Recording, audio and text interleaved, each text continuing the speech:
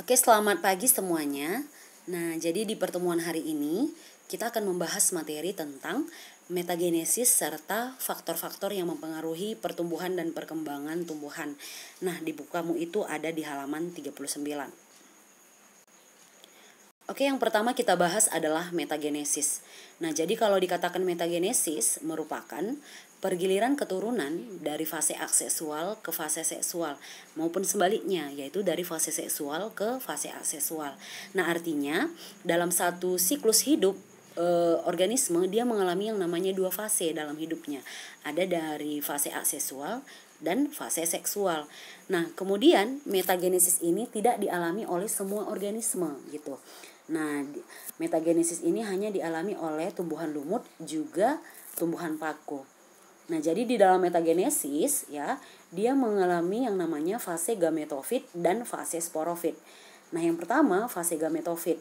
Nah, fase gametofit ini disebut juga nanti dengan fase generatif atau fase seksualnya.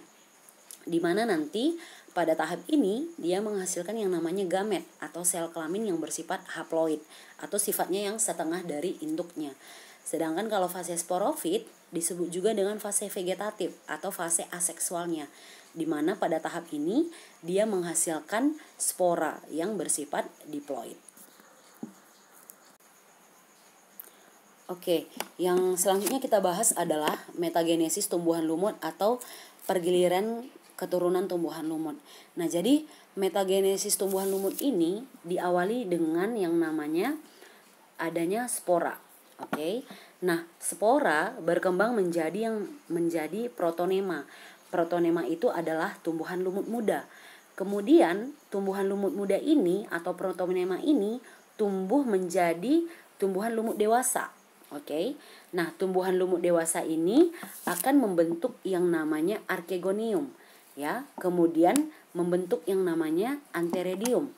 Nah, archegonium ini dia merupakan gamet betina, makanya dia menghasilkan yang namanya ovum. Oke. Sedangkan antheridium ini merupakan gametnya si jantan, makanya dia menghasilkan antheridium menghasilkan spermatozoid. Oke. Nah, ovum bertemu dengan spermatozoid membentuk yang namanya zigot, ya. Bersifat 2N. Tadi ovum bersifat N, spermatozoid bersifat N, bergabung berbentuk zigot menjadi 2N. Kemudian zigot ini berkembang menjadi sporogonium.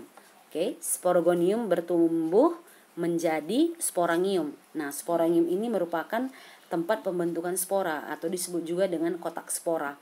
Nah, kemudian sporangium ini akan nanti mengeluarkan yang namanya spora, ya. Nah, jadi seperti itulah pergiliran keturunan dari tumbuhan lumut. Begitu nanti balik lagi seperti di awal gitu. Nah, kemudian tumbuhan lumut ini merupakan yang ibu buat di sini adalah fase gametofit. Kenapa disebut tumbuhan lumut disebut sebagai fase gametofit? Karena pada tahap inilah dia menghasilkan yang namanya gametofit, ya, gametofit jantan dan gametofit betina. Makanya disebut tumbuhan lumut itu adalah fase gametofit. Nah, kemudian sporangium disebut dengan fase sporopit. Karena kenapa? Karena pada tahap sporangium ini dia menghasilkan yang namanya spora, makanya disebut dengan fase sporopit. Nah, kemudian tumbuhan lumut ini disebut juga dengan yang namanya tahap dominan, artinya tahap atau fase yang paling lama dibandingkan dengan tahap yang lainnya gitu. Misalnya pada tahap protonema spora, ya, paling lama itu adalah pada fase tumbuhan lumut. Kemudian fase dominan ini artinya juga adalah yang paling gampang kita amati gitu. Makanya disebut tumbuhan lumut itu adalah fase dominannya gitu. Oke. Kemudian selanjutnya kita bahas tentang metagenesis tumbuhan paku. Nah, metagenesis tumbuhan paku sama diawali dari yang namanya spora. Oke. Spora bertumbuh membentuk yang namanya protalium. Protalium berarti tumbuhan paku muda. Oke. Nah, protalium membentuk yang namanya gamet betina, yaitu archegonium. Kemudian dia membentuk yang namanya gamet jantan, yaitu antheridium. Nah, archegonium ini, gamet betina ini akan menghasilkan yang namanya sel telur. Kemudian antheridium ini atau gametofit jantan ini menghasilkan yang namanya spermatozoid. Nah, sel telur bertemu dengan spermatozoid membentuk yang namanya zigot. Oke, zigot berkembang menjadi tumbuhan paku. Nah, tumbuhan paku membentuk yang namanya sporangium. Nah, nanti sporangium ini akan menghasilkan yang namanya spora. Nah, begitu juga nanti pergelangan keturunannya dari awal seperti itu. Nanti itu akan berlanjut gitu ya. Nah, kemudian kalau pada tumbuhan paku yang berperan sebagai fase gametofitnya itu adalah si protalium ya. Yang ini. Karena kenapa? Karena pada tahap protalium inilah dia menghasilkan yang namanya gametofit betina maupun gametofit jantan. Oke, sedangkan fase sporofitnya itu adalah si tumbuhan paku. Kenapa? Karena tumbuhan paku inilah nanti yang menghasilkan yang namanya si spora gitu. Oke. Kemudian yang merupakan tahap dominannya pada metagenesis tumbuhan paku itu adalah di tumbuhan paku atau fase sporopitnya, karena tumbuhan paku ini merupakan fase yang sangat lama dibandingkan dengan yang fase yang lainnya ya. Kemudian tumbuhan paku ini merupakan fase di mana lebih gampang kita amati gitu atau lebih mudah kita amati. Oke. Kita lanjut, yaitu faktor yang mempengaruhi pertumbuhan dan perkembangan tumbuhan. Nah, jadi faktornya itu ada dua, yaitu faktor internal dan faktor eksternal. Nah, kalau dikatakan faktor internal, berarti faktor yang berasal dari dalam tumbuhan itu sendiri, yaitu gen dan hormon. Di mana gen ini merupakan unit yang berfungsi untuk pewarisan sifat dari induk kepada keturunannya. Jadi misalnya seperti ini. Misalnya induknya, tumbuhan itu awalnya memiliki yang namanya bunga berwarna merah. Nah, kemudian ketika kita tanam pun anakan dari induk ini menghasilkan bunga berwarna merah. Kenapa seperti itu? Karena dalam tumbuhan induk ini dia memiliki yang namanya pewarisan sifat, yaitu dinamakan dengan gen gitu. Contohnya kalau ibaratnya seperti pada manusia ya, mama kita misalnya memiliki rambut yang keriting, kemudian kita memiliki rambut yang keriting juga. Kenapa seperti itu? Karena mama kita memiliki yang namanya gen ya, manusia itu memiliki yang namanya gen. Itulah yang mewarisi sifat dari mama kita ke kita gitu. Ibaratnya seperti itu. Nah, kemudian yang kedua itu ada namanya hormon. Nah, hormon ini merupakan senyawa organik yang mengatur pertumbuhan tumbuhan. Nah, hormon ini juga disebut sebagai zat tumbuh ya. Hormon itu juga disebut sebagai zat tumbuh. Nah, ini merupakan beberapa contoh hormon pada tumbuhan. Yang pertama ada yang namanya auksin. Nah, auksin ini berfungsi sebagai merangsang pemanjangan akar dan batang, kemudian merangsang pembentukan bunga dan buah. Nah, kalau dia gibberellin, dia mempercepat perkembangan biji dan tunas. Kemudian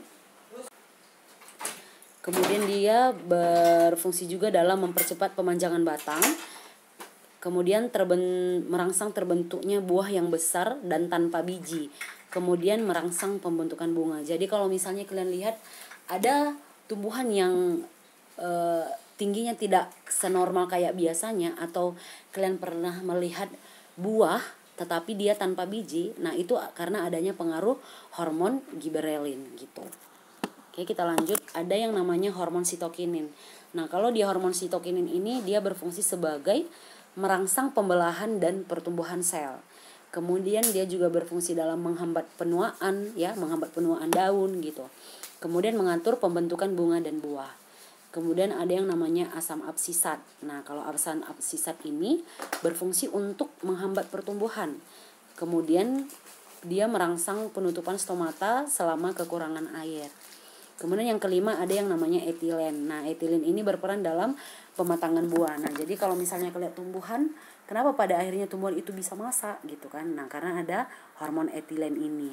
Kemudian dia juga berfungsi dalam merangsang pengguguran daun dan bunga.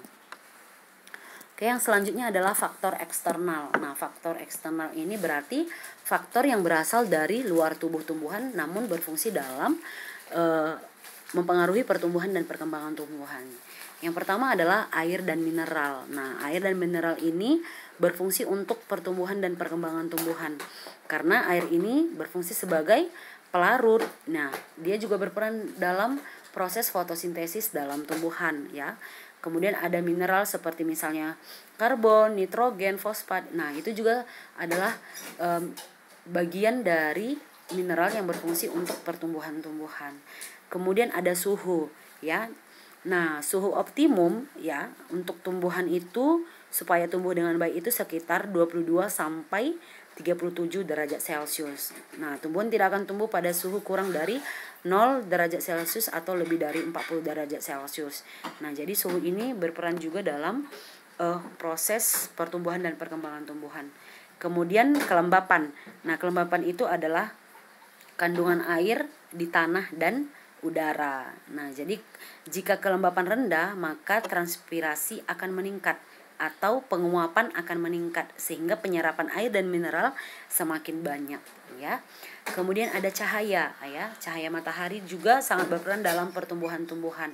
Contohnya ketika tumbuhan itu melakukan yang namanya fotosintesis, nah tumbuhan itu memerlukan yang namanya cahaya ya. Jadi sangat berpengaruh. Oke, jadi sekian pembahasan kita tentang metagenesis serta faktor yang mempengaruhi pertumbuhan dan perkembangan tumbuhan.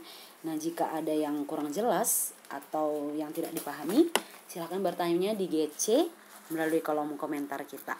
Terima kasih.